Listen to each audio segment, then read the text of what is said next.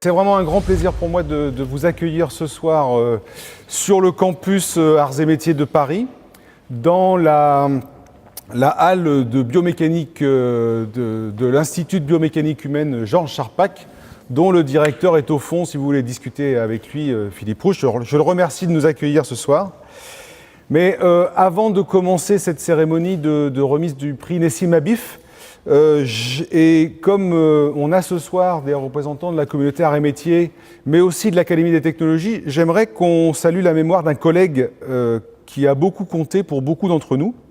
Je veux parler du professeur Michel Combarnous, qui s'est éteint le 10 mai dernier, après un long combat contre la maladie. Donc pour ceux qui ne le connaissent pas, Michel est diplômé de l'École Polytechnique et de l'Institut français du pétrole. Et il a été à l'origine du dynamisme de la recherche en mécanique sur Bordeaux. Il a été à l'origine du laboratoire Trèfle, qui est l'un des constituants principaux de l'Institut d'ingénierie et de mécanique de Bordeaux, qui est une unité mixte du CNRS, dont l'ENSAM est tutelle, et dont une partie du laboratoire est installée chez nous. Et il a commencé ses activités sur Bordeaux en 1972, et après avoir été directeur de la recherche du ministère de l'Éducation nationale en 88-89, il a été le premier directeur de la recherche de l'École nationale supérieure d'arts et métiers entre 1991 et 1996, donc juste après le changement statutaire de 1990 qui préfigurait de l'établissement unique que nous connaissons et dont je vais vous parler après. Et il a ensuite été président de l'université Bordeaux 1 entre 1996 et 2001. Et c'est vraiment grâce à Michel Combarnous que la recherche a démarré et a pris son ampleur, surtout dans l'établissement, puisqu'il a organisé les premiers recrutements de professeurs d'université sur les campus de province, sachant qu'il y avait déjà une recherche un peu plus active sur le campus parisien depuis déjà plusieurs années. Et cette année, en 2018, le Haut Comité pour l'évaluation de la recherche et de l'enseignement supérieur a salué le dynamisme de la recherche d'arts et métiers. Et c'est sans doute grâce à lui que nous avons pu en arriver là aujourd'hui et avoir une activité de recherche dont je vais vous parler après. Michel Combarnous a été aussi un très grand homme de la mécanique. Il a dirigé le Haut Comité mécanique, puis l'Association française de mécanique. Et malgré toutes ses activités, il n'a jamais réduit ses activités de recherche. Malgré toutes ses responsabilités. Et puis, comme vous le savez peut-être, il a été l'un des membres fondateurs de l'Académie des technologies. Donc c'est pour ça que certains d'entre vous l'ont connu par ce biais-là. Donc c'est grâce à des personnages comme Michel Combarnous que les arts et métiers ont pu avancer, en particulier dans le domaine de la recherche. Donc nous, les arts et métiers, nous sommes très reconnaissants et nous saluons sa mémoire. Alors puisque je dis que nous avons avancé, qui sommes-nous aujourd'hui ?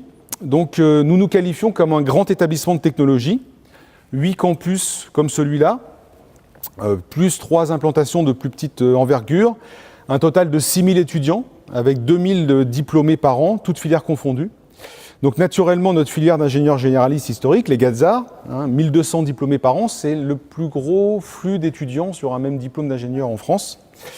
Des ingénieurs de spécialité, une dizaine de spécialités, des masters recherche, des masters spécialisés, un doctorat et, depuis 2014, un bachelor de technologie. Sur la partie recherche, 14 labos de recherche sur des thèmes relativement larges, du génie mécanique, du génie industriel, de l'énergie, de l'ingénierie pour la santé. 1000 personnes en tout dans l'établissement, 1000 personnels, dont 400 enseignants-chercheurs. Et puis, surtout un écosystème au service de l'industrie, donc l'établissement public École ENSAM, sa filiale de valorisation, AM Valor, dont le président est parmi nous ce soir, un institut Carnot, le Carnot Art, et un fonds de mécénat, le fonds de développement pour l'industrie du futur. Donc un écosystème complet pour interagir le mieux possible avec les industriels. Dans le cadre d'un projet stratégique qui consiste à vouloir transformer l'établissement en ce qu'on a appelé un accélérateur de talent pour l'industrie du futur, avec 3 axes stratégiques, mieux répondre aux besoins de l'industrie, mieux répondre aux services des territoires. On est implanté sur plusieurs régions, comme je l'ai dit, mais les territoires, c'est aussi l'international, donc avec 4 projets d'envergure à l'international. Et puis, incarner une culture de l'industrie du futur, je vais y revenir. Nous voulons nous donner un rôle d'attracteur de la filière technologique, de la filière de formation qu'on appelle filière technologique, qui, je le sais, a beaucoup d'intérêt pour vous, et en particulier pour Yves, comme il va nous le dire après. Les pays les plus industrialisés ont des grands établissements de technologie. Nous voulons être le grand établissement de technologie français qui tire la filière de formation technologique. L'établissement a toujours fait des choix forts, et en particulier le choix de toujours travailler pour l'industrie, même quand l'industrie avait mauvaise presse, d'avoir toujours des formations de haut niveau pour l'industrie. Nous avons par exemple, il y a 4 ans, créé un bachelor de technologie pour l'industrie, une recherche appliquée dynamique de haut niveau pour l'industrie, et nous continuons, coûte que coûte, à assumer ces choix forts. Nous considérons que l'année 2018 est un petit peu un point de bascule pour l'établissement, parce que depuis 2012, nous travaillons à la transformation de cet établissement qui était un réseau d'écoles en un établissement unique. Nous nous voyons de moins en moins comme un établissement d'enseignement supérieur et de plus en plus comme un acteur économique, en travaillant pour les territoires, en travaillant plus pour l'industrie. Il se trouve que cette année, les gens qui savent compter disent que le 100 millième Gadzar est en formation dans l'établissement.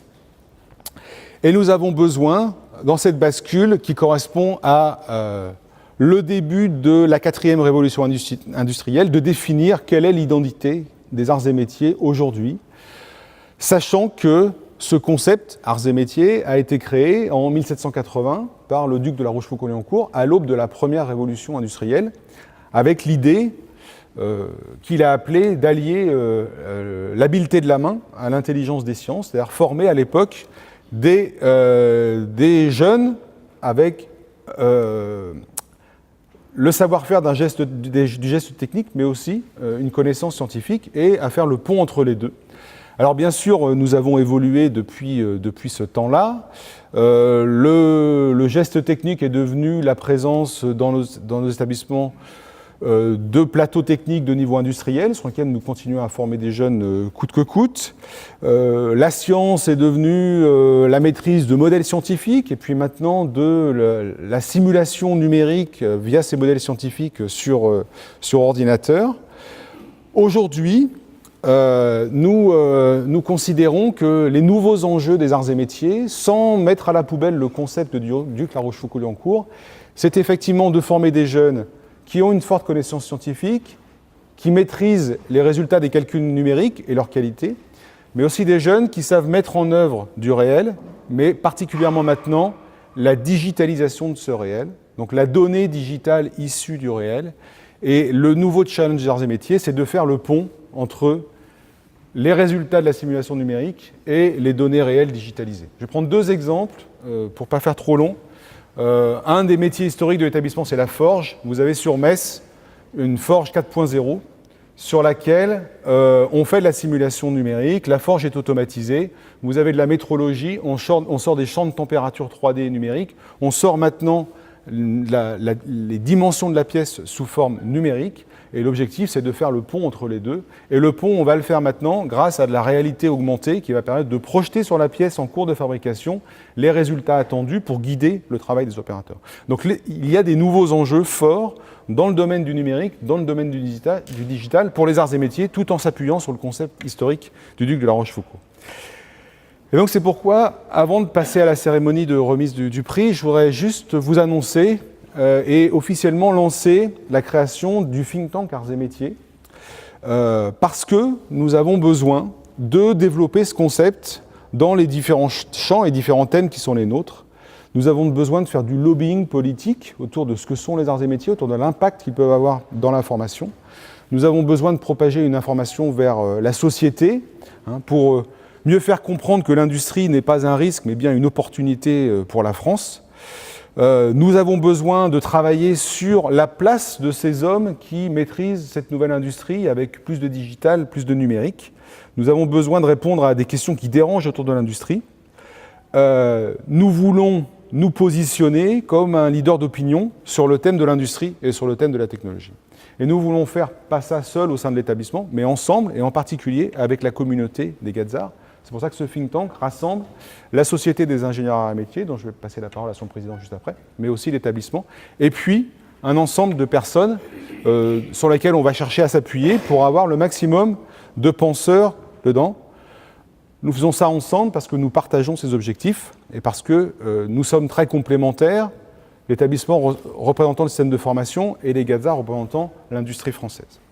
Et pour que ce think tank soit à la hauteur de nos ambitions, nous avons proposé à Jean-Loup Chameau, ancien élève des arts et métiers, que je pense beaucoup d'entre vous connaissent, qui est ancien président de Caltech et du CAOST, de présider ce think tank. Et nous espérons qu'Yves Mallier pourra contribuer, s'il en a l'occasion, à ces réflexions, parce que, comme il va nous le raconter, il a beaucoup d'envie, il partage beaucoup d'envie, comme nous, même s'il n'est pas dans les faits ingénieur arts et métiers Gazza.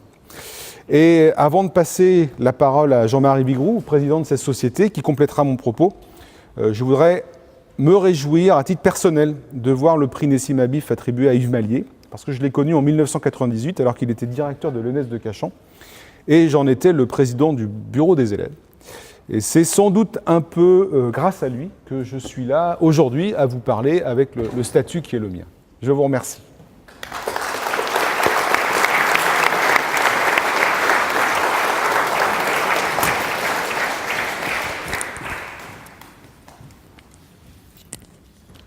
Bien, mesdames, messieurs, les membres de l'Académie de technologie, mesdames et messieurs, amis d'Yves Mallier, amis des arts et métiers, chers et chers camarades, en tant que président de la Société des ingénieurs arts et métiers, je suis particulièrement heureux que vous ayez répondu à notre invitation. Donc, je tiens à remercier Laurent Champanet, directeur général de l'École nationale supérieure des arts et métiers. Bon, souvent, nous, on dit notre école, qui nous accueille au sein du campus de Paris et qui nous a rappelé les multiples liens qui le rapprochent d'Yves Mallier. Et aujourd'hui, cette remise du prix Nessim Habif qui va être faite tout à l'heure par Roland Vardanega, qui est confrère d'Yves Mallier à l'Académie des technologies, et qui est aussi un de mes prédécesseurs à la présidence de la Société des ingénieurs arts et métiers. Ce prix a fait un large consensus, je dirais même un très large consensus, vu qu'il a fait l'unanimité au sein de la communauté arts et métiers. Il suffit pour le comprendre de rappeler la qualité de ces travaux scientifiques. Alors ces travaux scientifiques, ils étaient sur les bétons. Ici, c'est vrai qu'on est dans une halle plutôt métallique. Sa formation, inspirante à bien des égards, et surtout quand on parle d'ascenseur social, son parcours remarquable de l'enseignement supérieur, Laurent en a touché quelques mots tout à l'heure, mais il y a aussi le soutien exemplaire qu'il apporte à des entreprises françaises dont les performances innovantes sont reconnues dans le monde entier. Je salue à cette occasion M. Philippe Matière qui les représente et est parmi nous ce soir, ou encore sa vision affûtée des besoins de notre pays pour que sa filière technologique soit performante.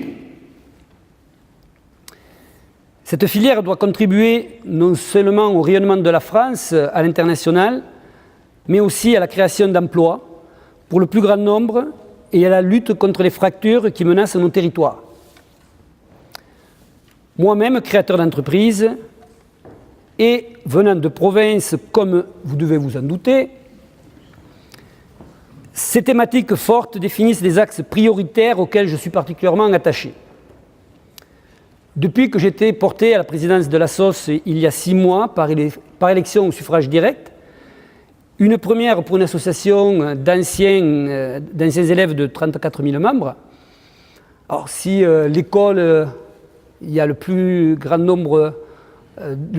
grand nombre de diplômés qui sortent tous les ans, je pense qu'on peut dire aussi que notre société est la plus grande société d'ingénieurs en France, voire en Europe. Je travaille avec notre bureau, avec notre conseil d'administration et avec les 3000 bénévoles qui m'entourent selon 3 grandes lignes. La première consiste à fédérer les énergies. Il faut pour que nous travaillions tous ensemble, dans la confiance, à la réalisation d'un projet commun. Laurent Champanet et son équipe de direction ont la même préoccupation, ils viennent de le dire, et je les sais gré des échanges de qualité que nous avons tous ensemble sur de multiples sujets. Le think tank Arts et Métiers que Laurent vient d'annoncer en est une belle illustration pour que l'école soit encore plus forte demain. La seconde de ces lignes nous tourne résolument vers le futur. Les qualités humaines que beaucoup reconnaissent à l'ingénieur arts et métiers se révèlent souvent lors de l'appropriation par les élèves des valeurs qui nous sont chères. Ces valeurs, comme l'a rappelé Laurent, qui remontent au duc de la Rochefoucauld, 1780, création de l'école des arts et métiers. Les traditions qui contribuent à leur transmission doivent s'inscrire dans le XXIe siècle et préparer les futurs dirigeants à un management moderne, participatif, enrichissant l'entreprise par valorisation de la diversité et conscient des responsabilités sociétales dont il devra se saisir. Merci aux élèves et à ceux qui les accompagnent pour les changements radicaux qu'ils préparent en ce moment sur ces sujets. La troisième est une volonté forte d'ouverture. Nous recherchons l'excellence, mais une excellence tournée vers l'extérieur et mise au service du plus grand nombre. Je suis heureux de saluer ce soir les professeurs qui s'investissent dans l'enseignement et dans les travaux de recherche des labos des arts et métiers, les représentants des autres formations des arts et métiers, doctorants et ingénieurs de spécialité notamment. Notre association veut travailler plus étroitement avec eux, avec les autres associations d'alumni, avec les territoires et les fédérations professionnelles, pour promouvoir la technologie française et les entreprises qui la portent au sein d'une Union européenne où l'économie ne se conçoit qu'en harmonie avec les valeurs qui nous rassemblent. Nous avons pour cela constitué des équipes autour de chaque campus pour qu'elles se mettent au service de chacun de ces campus, mobilisant ainsi nos ressources en province aussi bien qu'à Paris. En tant que représentant des ingénieurs arts et métiers qui sont fortement engagés dans la vie des entreprises, je me fais ce soir leur porte-parole pour partager avec vous la volonté et la ferme résolution qui nous animent. Elles sont soutenues par les réalisations remarquables des ingénieurs français à travers les siècles, ainsi que par la qualité des jeunes Gazards avec qui nous travaillons aujourd'hui. Ils porteront toujours plus haut, en se formant tout au long de leur vie professionnelle, les couleurs de la technologie française au cœur de l'industrie du futur. Encore merci à tous pour votre présence ce soir, et je vais céder la parole à Roland Vardanega pour qu'il nous rappelle, sans plus attendre, les mérites de celui que nous voulons honorer, M. Yves Mallier. Roland.